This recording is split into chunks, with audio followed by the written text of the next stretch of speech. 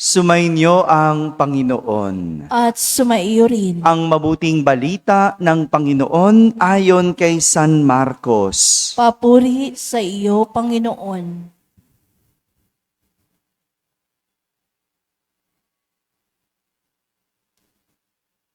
Noong panahong iyon, nakarating kay Haring Herodes ang balita tungkol kay Jesus, sapagkat bantog na ang pangalan nito. May nagsasabing siya ay si Juan Bautista na muling binuhay, kaya nakahagawa siya ng mga himala. May nagsasabi namang siya ay si Elias. Siya'y propeta, katulad ng mga propeta noong una, anang iba pa. Sinabi naman ni Herodes, nang mabalitaan niya ito, muling nabuhay si Juan na pinapugutan ko. Si Herodes ang nagpahuli, nagpagapos at nagpabilanggo kay Juan dahil kay Herodias. Ang babaeng ito ay asawa ni Felipe na kapatid ni Herodes, ngunit kinakasama niya. Laging sinasabi sa kanya ni Juan, hindi matuwid na kunin ninyo ang asawa ng inyong kapatid. Kaya't si Herodias ay nagkimkim ng galit kay Juan. Hinangad niyang ipapatay ito, ngunit hindi niya magawa sapagkat natatakot si Herodes kay Juan. Alam niyang ito ay taong matuwid at banal, kaya't ipinagsasanggalang niya. Gustong-gusto niyang makinig kay Juan, bagamat labis siyang nababagabag sa mga sinasabi nito. Sa wakas ay nagkaroon ng pagkakataon si Herodias nang anyayahan ni Herodes sa kanyang kaarawan ang kanyang mga kagawad, mga pinuno ng hukbo at ang mga pangunahing mamamayan ng Galilea. Pumasok ang anak na babae ni Herodes at nagsayaw. Labis na nasiyahan si Herodes at ang mga panauhin, kaya't sinabi ng hari sa dalaga, hingin mo sa akin ang anumang ibig mo at ibibigay ko sa iyo.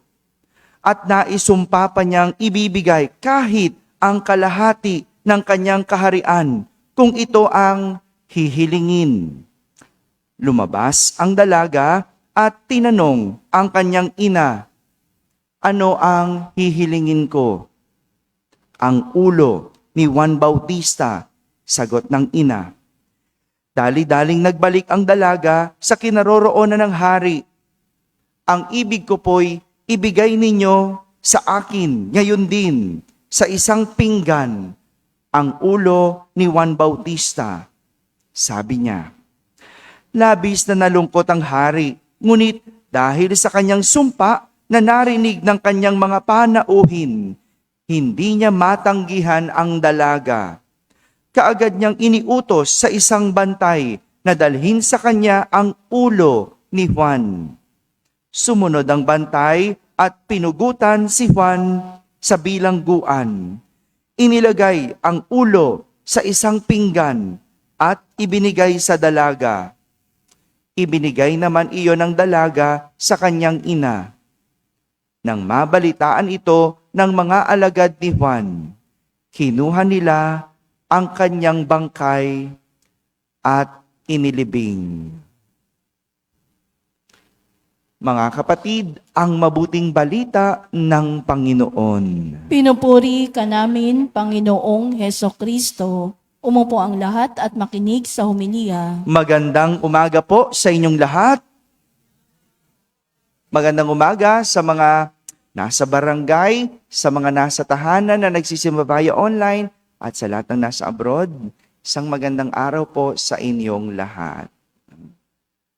Kung merong isang bagay na pagkakaparehas, si Juan Bautista na bidang karakter sa ating ebanghelyo at nina San Pedro Bautista at San Pablo Miki at kanyang mga kasamang martir na ating inaalala at ipinagdiriwang sa araw na ito, kung merong isang bagay na kaparehas ang kanilang buhay, ito ay ang pagiging martir. Sabihin nyo nga po, martir. Kahapon, pinagdiwang natin, sino? Santa Agata. Isa ring martir. Di ba? Kinuwento kahapon kung paano naging martir si Santa Agata. Naalala nyo pa? Kuya Romel, naalala mo pa? Di ba? Anong tinanggal kay Santa Agata? Ayun, very good. No? Tinapiyas ang kanyang dibdib. Kaya nga si Santa Agata ang patron ng may breast cancer. No? May breast cancer. Si Santa Agata namatay bilang martir sapagkat inalay ang kanyang buhay para kay Jesus. At babalikan natin naman ang kwento nina San Juan Bautista at ng mga bidang santo sa araw na ito. Kung meron silang pinagkaiba o pinagkaparehas, ito ay ang pagiging martir. Una, dahil parehas o pare-parehas nilang inalay ang kanilang buhay para sa Diyos. Inalay ang buhay sa Diyos. Si Juan Bautista pinatay dahil sa pagbibigay ng sarili para ipangaral ang salita ng Diyos. Kaya siya pinugutan ng ulo. Nangangaral, nagtuturo, pero sa huli, siya pa ang pinugutan ng ulo. Bakit? Tinatamaan kasi si Haring Herodes at ang kanyang kabit. Sinong kanyang kabit? Si Herodias. Sa mga pangaral ni Juan Bautista tungkol sa pangangalunya. Bakit naman hindi? Itong si Haring Herodes, inasawa ang asawa ng kanyang kapatid. Tama ba yon? Hindi. Dahil si Herodias, nagagalit sa mga pangaral nito ni Juan Bautista. Siyempre, alam mo naman ang mga kabit ngayon, di ba? Kapag kabit, sila pa ang galit. Wow! Ang gagaling. Di ba? Galit. Siyempre, mali yung ginagawa. Tinatama. Ba't ka kailangan magalit? Si Herodes naman, kahit na alam ang tama't mali, sinunod pa rin niya, sino? Yung hiling ni Herodias. No? Yung hiling ni Herodias, ganyan, di ba? No? Kahit saan natin tignan, mali yun. At dahil parte ng utos ng Diyos, ang pangangalunya, kailangan itong ipangaral. Kailangan itong sabihin. Kailangan itong ituro. Kailangan pagsabihan.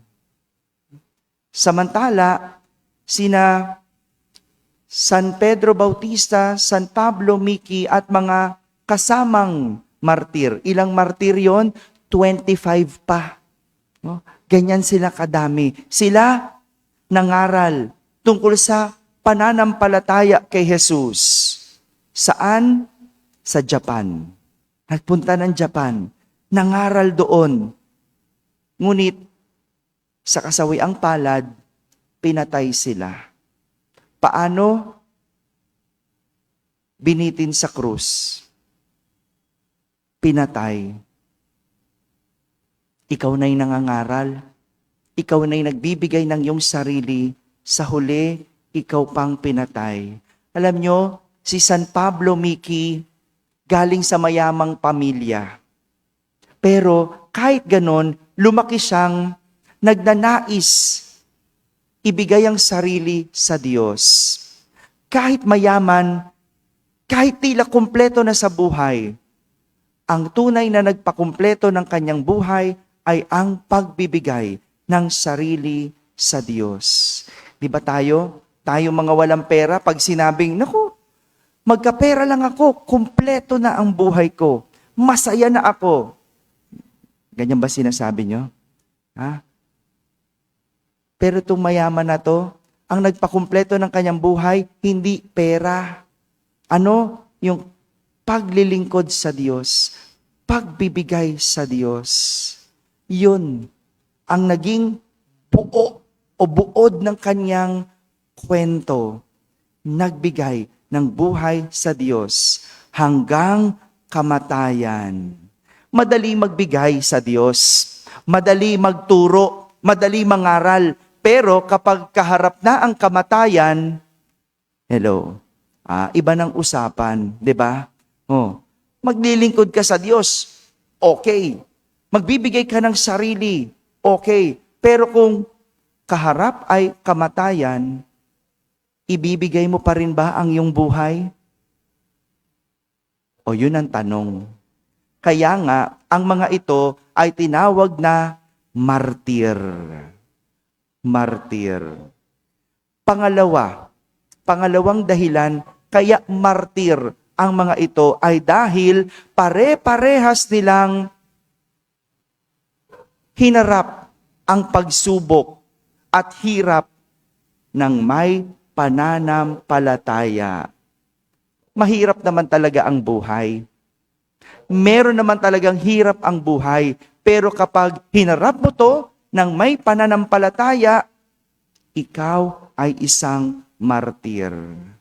Malinaw kina San Juan Bautista, San Pablo Miki, San Pedro Bautista at 25 pang kasama kung ano ang tama at mabuti. Kahit sila'y pinahirapan, kahit sila'y sinubok, hindi sila bumitaw sa kung ano ang tama at mabuti. Ang dali ipagpalit ang paniniwala at pananampalataya kapag nahihirapan ka na. Tama ba? Ang hirap-hirap ng buhay, tapos bigla kang may nakitang 1,000. Meron kang nakitang 1,000 dyan sa upuan, katabi ng ibang tao. 'Di ba? Anong sasabihin mo? Naku, thank you Lord. Kukunin mo? O kakalabitin mo yung katabi mo na, uy, nahulog yung 1,000 mo. Ang hirap-hirap ng buhay. Pero kapag nahaharap ka sa tukso, nahaharap ka sa pagsubok, yung walang bumibili sa tinda mo. Walang bumibili. Tapos isang beses, may bumili. Pero para makaisa ka, dinaya mo. Di ba? Merong ganon. Hinaharap ang pagsubok, oo. Hinaharap ang hirap, oo. Pero nang may pananampalataya, yun ang question. At itong mga santong ito, pare-parehas nilang hinarap ang pagsubok at hirap ng may pananampalataya. Bakit? Dahil alam nila kung ano ang tama at mabuti. Pare-parehas nagsisimba. Kasi yun ang tama at mabuti. Pero yung pagsisimba, hindi lahat may pananampalataya. Yung iba, ginawang tulugan ang simbahan. Tingnan mo yung katabi mo, tulog na. Di ba? Pupungas-pungas. Hindi nagsisimba yan. Nilipat lang niya yung kanyang kama dito sa simbahan. Ayun. Si Father naman, nakita pa kami. Syempre, ilang piraso lang kayo. Kitang-kita ko kayo.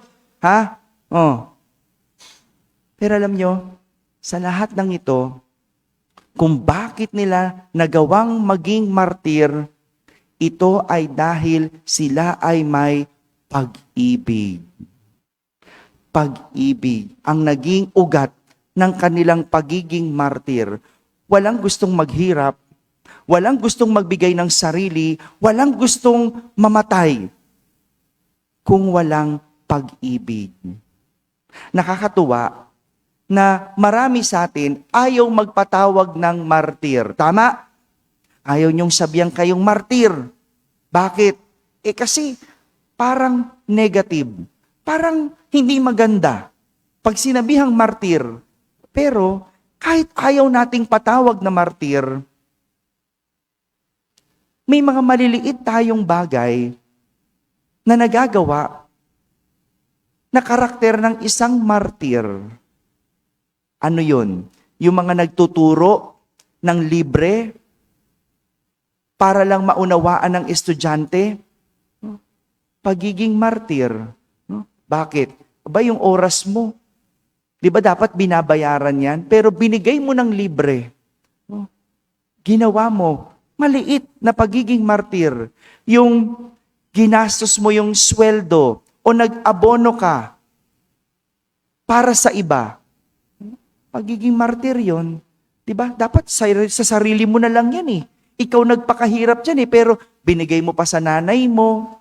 Binigay mo sa kapatid mo. Tinulong mo. Maliit na pagiging martir. Yung kahit mahirap ang pagtitinda,